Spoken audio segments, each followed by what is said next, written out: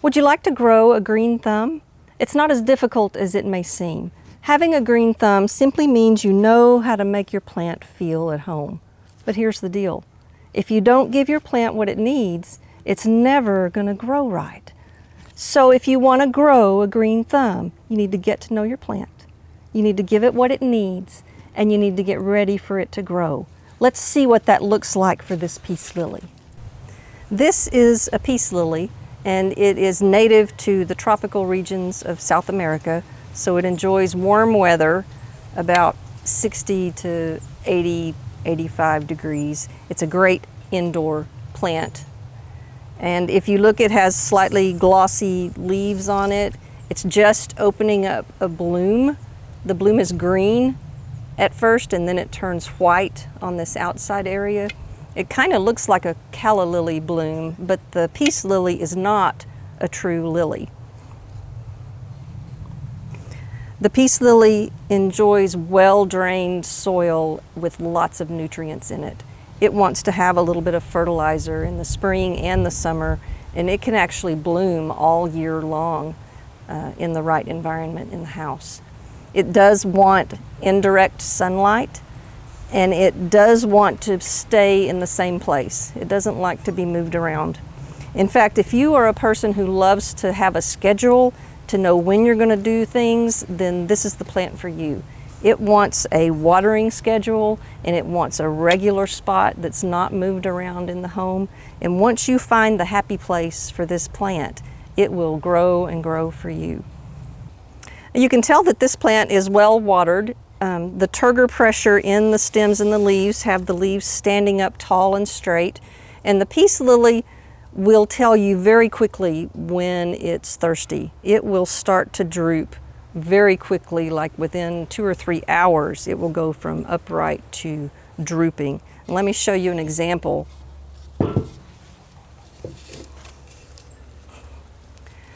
This morning, this giant peace lily was fine.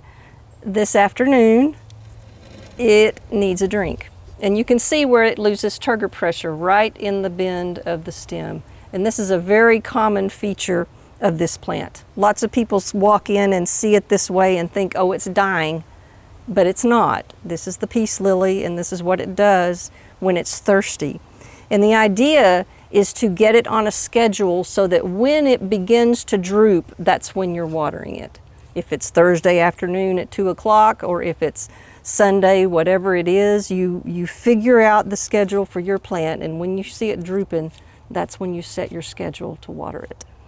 So this is a rhizome that grows under the soil of a peace lily. And you can see that there are nodes growing all over this rhizome. And the nodes are capable of growing a root or a shoot for a new leaf. And this is how the plant propagates itself. This is how it reproduces. So one plant would have the rhizome, and it would shoot up another plant, and then it would have another plant, and it can have 4 or 5 plants in a pot fairly quickly when it's happy in its environment. And so this is a plant that's going to need to be repotted occasionally. When you notice that the plant is filling up the pot, it's a good idea to slip it out of the pot and take a look at the roots. And if you notice that it's too busy in the root system, that it's too filled up in the pot, then you can cut the rhizome and divide the plants and put it into 2 pots. Or you can bump the whole thing up into a bigger pot.